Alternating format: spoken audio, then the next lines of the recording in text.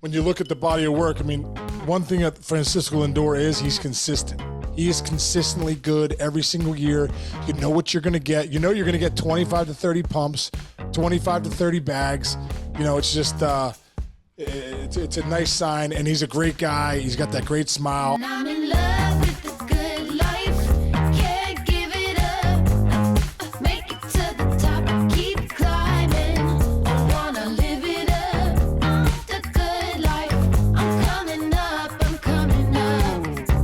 The good life. Good life. Oh, good life. Good life. Good life. Yeah. Boom! Coming in hot, Chintzy. You're still on location, brother. How's everything going there? Have you been overrun by 6 and under kids yet? No, they're doing okay. Although this morning I had a heart attack because the girls were in here and they were playing with our wedding bands and Jess's engagement ring. I'm like, let's not play with those. And I woke up this morning and I look and my wedding band is gone. Oh my God. And I was like, oh my God, this is it. And I'm like, and we took out the garbage yesterday. And I'm like, all right, it's over. Luckily it fell underneath the thing. I took them all and I hit them. They're all hidden now. It's over. Yeah. Dude, you had a fun dream last night. You told me before. Can you tell the people about your dream last night? Dude, this is why they say you should write down your dreams, because, you know, and sometimes you're like, why? It makes no sense. I think because we've been talking about Jackson Merrill a lot lately. Mm-hmm. For whatever reason, I had a dream that I was like a clubby. I think I was a clubby, and I was helping move this big trunk of like the team's stuff.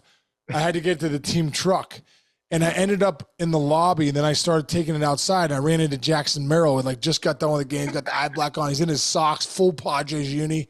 And I'm like, hey, bro, do you know where the team truck is? He's like, yeah, it's right down here. So we start walking outside the hotel. Next thing we know, we're in like the Chicago waterway where like, and he's like, hey, I know this guy that owns this boat. And this guy's got like a big speedboat. He's like, yeah, just bring the trunk on here. So I bring the trunk. I'm bringing the trunk down this down this ramp, and I bring it down the ramp, and I'm thinking, bro, don't help me. I go to Jackson Merrill, I go, don't help me, bro. I don't want you to get hurt. I don't want to be the reason you got hurt or something like that. So like, next thing you know, I'm like, if I get the trunk down to the boat, I'm never going to get to the truck, and they're going to wonder where we are. And then I woke up. He was wearing eye black. He was wearing eye black. Oh, full eye black. Just played a game. I think he just hit a couple pumps. You know what I mean? And he's dominating, and I'm having a dream about I'm the clubby. So weird. Dude, I made So a clubby random. once. Me and Harold went and did a shoot way back when I was at ESPN, and we met the Red Sox clubby. What was his name? Pookie? Oh, yeah. Pookie? Oh, yeah, Pookie. Yeah, Pookie's the best. That guy, how much money did those guys make? Because we were in the parking lot, and Harold's like, oh, look at all these cars. He's like, who is this, Manny's car? And he's like, no, man, that's mine. And it was like a Mercedes, like C-Class. And I'm like, dude, you guys make dough. You guys got to tip those guys pretty good. It depends who's on the team, dude. You know, if you're with the Red Sox and Big Papi and Manny are tipping you big money, like, that's awesome. But if you're like on the Buccos and you got a bunch of young dudes and they don't know what's going on, like, that's why you count on veteran guys to help. The reason why I love Pete Harnish, he showed me how to be a big leaguer. He showed me how to tip guys. He showed me. Barry Larkin bought me to buy my first suit in New York when, you know, my rookie year, and then I paid for other guys' suits, and you just pass the buck. But you learn how to tip the clubbies. You learn how to all that stuff. So like, it matters. The guys that come before you matter as far as that little stuff goes. How to tip the clubbies, how to tip the chefs, how to tip the bellman. You know what I mean? The whole $2 and $2 tips. $2 tips. You know what I mean? Like you know, all that stuff. You know what I mean? You have to know how to do that. You know? Yeah, I hear you, man. All right, Clubby's working hard in the National League East, but let's keep it to the NL wild card because, man, the Braves have just gotten beat up, man. You can't fault them for the injuries. They're just piling up. They're saying, you know, it's the whole next man up thing is what they all have to say right now because they're so banged up. And the Mets are coming, dude. The NL wild card race at the moment, the Braves are in there. They have gone 7-3 in their last 10, which is impressive for a banged up team. But the Mets are just a game and a half back. They've won 2 in a row. They got a little mojo going. They got your boy there managing with a good feel. What's your take? How do we handicap this down the stretch? Well, the Braves are interesting because they are beat up now. I mean, Austin Riley's out. Acuna's been out for a long time. Harris just comes back, so that's big. Michael Harris needs to probably be a star these next in this next month and a half. Yeah. Interesting pickup. They got Whit Merrifield from the Phillies on waivers. Matt Olson just hasn't had a great year. You go up and down that lineup. They picked up Urshela to play third. Duvall had 3 hits last night, but he's been really struggling. I think since the break, he's hitting like 113 before last night. Yeah.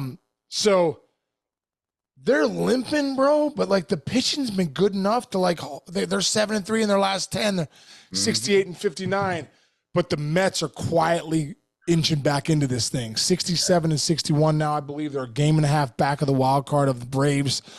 Where it is, you talk about leaning on a guy like Chris Sale down the stretch. The Braves are really going to have to rely on their pitching to lead them where they want to go, because I think the Mets are playing some good baseball. Big win last night against the Padres, 8-3. You're going toe-to-toe against a team like that. The Padres, you got to win those games head-to-head because you're trying to gain ground directly on the guys that you're chasing. So It's fun, man. We haven't talked a ton about, the NL East, but that's you got the Phillies, doing what they're doing. They've been pretty dominant all year long, have been a little bit of a hiccup this in the second half. Yeah. The Braves are banged up. They're limping into the finish line, trying to piece things together. Like I said, just picked up Gio Urshela, who was put on waivers by the Tigers. Dude, and the Mets they're right there. I mean, they're playing good baseball. There's what are they, 67 and 61 right now, having to beat the teams they need to beat. So going head to head against the Padres, that's huge. But one guy that I was looking at, and then we were even talking about, was, dude, Lindor got off to such a bad start. You're like, oh man. But that's what you always say. The back of the baseball card never lies. You're going to be somewhere around 25 bombs. What is he, the third time he's been 25 and 25? Yep. He's hitting almost 270. Yeah, 268. 820 OPS.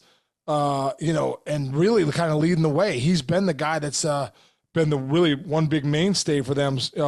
Alonso, Winker's been a nice pickup. Iglesias obviously has been a spark plug since he's been there. So the Mets are playing good baseball. Severino's still pitching well. Manaya's been pitching well. So it's going to be a great race, dude. It's going to be a great race down to the wire, especially that wild card race with the Braves and the Mets. Yeah, I'll take it a little bit further with Lindor. He doesn't have like Judge MVP type numbers, but he's being talked about in an MVP race. How about this, dude? Your shortstop is your best player. He's leading the league in games at 128, plate appearances in 584, at bats in 522. He's got 87 runs. He is a superstar with a smile. You cannot say enough about how great this guy is, and we almost overlook him because there's so many great young players now. This guy's still one of the best in the game, dude. He's one of the best in the game at one of the premier positions in baseball. Great and it's one of Stevie Cohen's first sign was bringing Lindor over. It's going to turn out to be probably one of his best. When it's all said and done, when you look at the body of work, I mean, one thing that Francisco Lindor is, he's consistent. He is consistently good every single year. You know what you're going to get. You know you're going to get 25 to 30 pumps, 25 to 30 bags.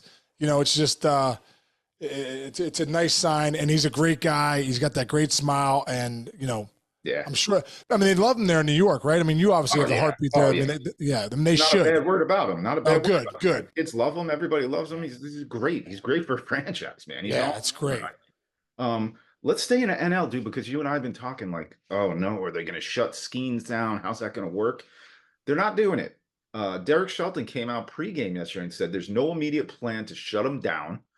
There has never been any immediate plans to shut him down. How we monitor that, whether it's an innings limit or a workload limit per game, we'll be thoughtful about that. I love hearing that, dude. I love hearing that. It's not like there's no number. You can't put a number on a guy who's as big and strong and put together as he is. I like it that way. Well, I think one of the biggest things, Chinch, when you look at this whole thing, at the end of the day, the Buccos are sitting well. Obviously, this isn't their year, but coming back next year, you have Jones back healthy. You got Mitch Keller, who's gone to another level. You got Skenes, you got Ortiz, you got some legit arms in that rotation. The bullpen will be better. Bednar's had a tough year closing games out. Hopefully they bring Chapman back.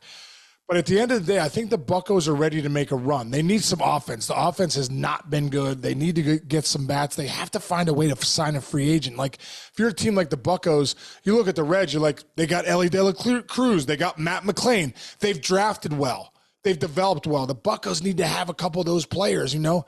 Brian Reynolds is the one guy they've traded for in that McCutchen deal way back when. They got him from the Giants. So that's the one deal that's worked out well. But they need a couple guys that, like, are impact guys. You're like household names. So that's the one thing. But the other thing is you're going to need Paul Skenes to know how to navigate a full season. So you can't keep just saying, we're going to shut him down because he's got this. Well, dude, eventually you're going to need Paul Skenes to go 6 months, be your horse every fifth day, to be what Garrett Cole is to the Yankees. He's going to be the guy winning you games in September that you need, when it's 1 or 2 games here and there, like we're talking about the Mets and the Braves. So for Paul Skenes' development, for the Pirates having a chance to win, you got to continue to let this guy pitch. Yeah. You know, even if you skip a start here and there, okay, maybe that's fine. But let him pitch at the end of September so we don't have the conversation every year, well, he only has 120 innings. He only has 130 innings. He's never done it before. He's only thrown so many pitches. Can't teach experience, dude. You eventually have to do it to know that you can do it, and so that your organization can know, no, we're good. He's done it before. You say it maybe once every 2 weeks on the show. You can't gain experience if you don't play. Exactly. It's a simple statement. Yeah, it's like managers. Well, this guy doesn't have experience. Well, how the hell you get experience as a manager? Someone has to hire you. Someone has to go out on a limb and say, oh, we're going to try this guy out. Aaron Boone, we're going to try Aaron Boone out.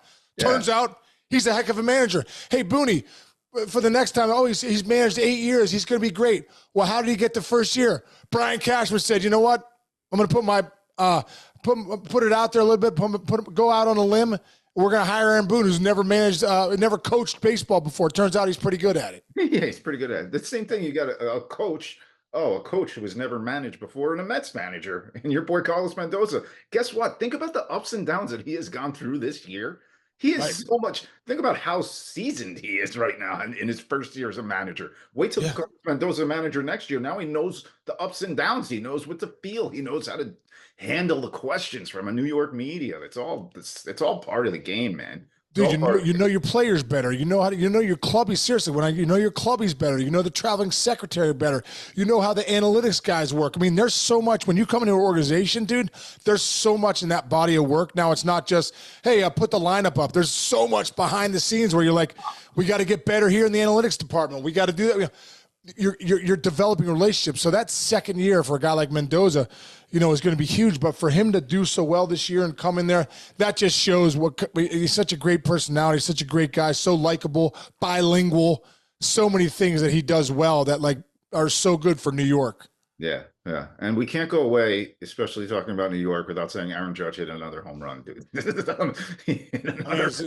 a joke. It's a joke. I said it yesterday. Yeah. Go watch him, guys.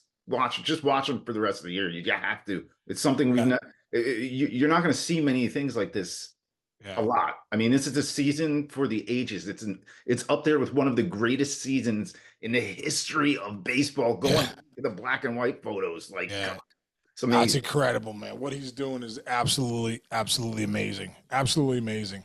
Yes. Also, Chichi, before we go, I got one thing. We have tomorrow. Joe Nuxall's son, Kim Nuxall's coming from Cincinnati tomorrow. They hosted us a couple years ago with our Miracle League kids. Had thousands of people come. We have a thing. We're packing the park tomorrow. Miracle League of the South Hills. If you're in the Pittsburgh area or if you're near here, come join us tomorrow at the Miracle League of the South Hills. If you can get there between 8 and 8:45, would be great because we're the bus from the Cincinnati team's gonna be coming at 9 o'clock, and we're gonna line this street. We got food trucks coming. It's gonna be a festival. So if you're listening to this and you're in the Pittsburgh area or you're around this area, I got my good friend Angie's coming up from North Carolina, driving 6.5 hours to join us to pack the park tomorrow. So we're really excited. It's gonna be an incredible day, and very grateful. Our Miracle League kids are gonna play their Miracle League kids. And it's just going to be an unbelievable day. So we want to get as many people there. So if you're hearing this and you're in the area, come join us tomorrow morning between 8 and 8:45. Get there before the bus gets there at 9 so we can welcome these kids when they get off the bus. Like they made us feel a couple years ago like we were big leaguers. Our kids felt like they were playing for the Pirates and playing against the Reds, and it's just going to be great. And the Buccos and Reds are in town this weekend, so we'll be going to a game. So it's going to be an incredible weekend. Yeah, dude, I saw the clips you had from the last couple times you guys did that. It's like an adrenaline shot to your heart, dude. It's great stuff, man. So please listen to what it really is, man. And one other thing we're gonna have tomorrow.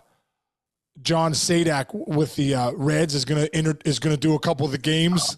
Wow, cool. Greg Brown with the Pirates will be doing a couple of games, so it'll be a really Very fun. cool. Like we're gonna have like the voice of the Pirates, voice of the Reds, doing some of the games for our kids. So yeah, it'll be a great day, man. But Awesome, Chichi, dude. bro, for you, hopefully that your wedding ring is right next to you by tonight. Yeah. Are you guys staying there for the weekend, or are you guys? One more night. We're coming home tomorrow. We're going home tomorrow. You're probably so ready to get back to your routine, aren't you? Yeah, well, I'm an introvert. I know, dude. I know. I love it, dude. Nice. All right, Chichi. Hey, have a great weekend, dude. Have a great one more night, and love you, man. Hey, everyone out there, thanks for listening. Have an incredible weekend. We'll see you guys Monday.